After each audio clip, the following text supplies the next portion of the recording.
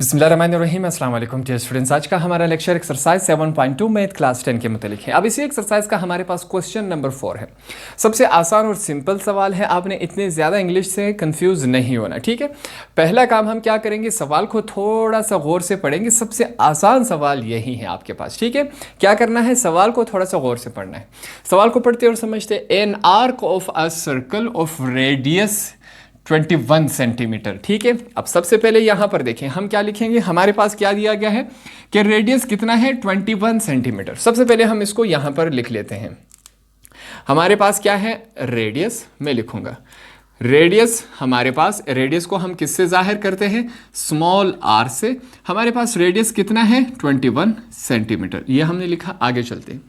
Has a length of 17.6 centimetre. हमारे पास length कितना है, यहां पर देखें। अब हम क्या लिखेंगे, लेंथ लिखेंगे। लेंथ को हम किससे जाहिर करते हैं, स्मॉल एल से। हमारे पास लेंथ कितना है 17.6 सेंटीमीटर। ये बात क्लियर हो गई। Find the angle subtended. अब एंगल को हम किस चीज से जाहिर करते थे, थीटा से। यहां पर मैं क्या लिख रहा हूं, एंगल किस चीज से जाहिर करते थे, थीटा से। तो एंगल की जगह हम थीटा लिखेंगे, जो कि हमें मालूम नहीं है। अब देखिए कितना आसान सवाल है। क्या है, if an arc of a circle, कहते हैं एक सर्कल है जिसका रेडियस कितना है 21 सेंटीमीटर और इसका लेंथ कितना है 17.6 सेंटीमीटर। हमने क्या करना है, उसका हमने एंगल मालूम करना है। क्या कह रहा है, आसान अल्फाज में आपको समझा। तो ये हमारे पास एक सर्कल है, सर्कल से लेकर सेंटर से लेकर एंड तक हमारे पास क्या होता है, रेडियस। रेडियस हमारे पास कितना बराबर है, r is equal to 21 centimeter है। यहां तक बात क्लियर होगी।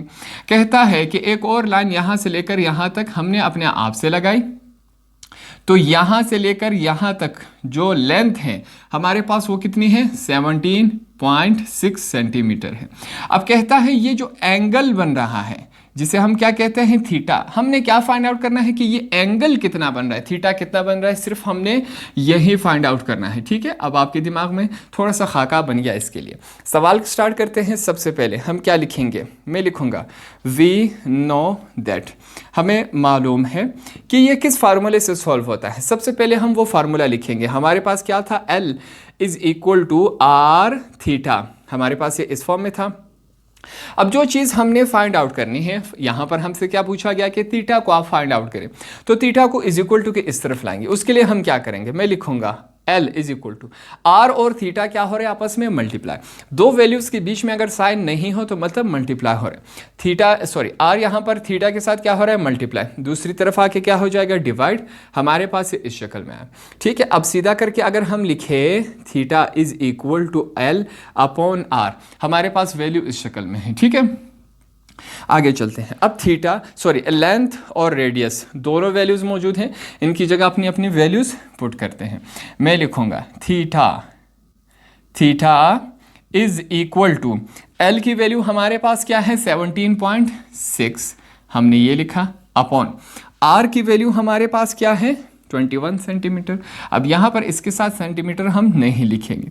अगर हम डिवाइड करें, थोड़ा सा कैलकुलेटर की हेल्प लेंगे, देखते हैं हमारे पास ये क्या आता है। सिंपली यहां पर हम क्या करेंगे, मैं लिखूंगा 17.6 डिवाइड होगा 21 पर। हमारे पास एक लंबी वैल्यू आ गई, ठीक है। वैल्यू को यहां पर थोड़ा सा मैं रफ वर्क में लिख लेता हूं। वैल्यू हमारे पास क्या है 0.838 है फिर, ठीक है। एक लंबी वैल्यू है। हम क्या करेंगे, जो तीसरी वैल्यू है इसको देखेंगे। अगर तीसरी या दूसरी वैल्यू 5 से बड़ी हो, 6, 7, 8, 9 कुछ भी आ सकता है, तो हम क्या करेंगे, इसमें 1 ऐड कर देंगे, ठीक है। हमारे पास क्या आएगा, तो हम अगर इन दोनों को डिवाइड करें क्या आएगा 0, इसको मैं सही करके लिखता हूँ 0.84। बकाया वैल्यूज को हम नहीं लिखते ताकि कोई कंफ्यूजन क्रिएट ना हो। सिंपली हमने इसमें एक ऐड कर दिया, आपके पास आंसर इस फॉर्म में आए। अगर आप कैलकुलेटर वाली जो वैल्यू डायरेक्ट आ जाए वो लिखें, वो भी सही तस्वर होगा। अब मैंने इस वजह से ये यहाँ पर इसलिए ये वाली वैल्यू लिखवाई क्योंकि आपके बुक में ये वाली वैल्यू है, स्टूडेंट को कंफ्यूजन ना हो। तो इस तरह हमारा क्वेश्चन नंबर 4 भी कंप्लीट हुआ।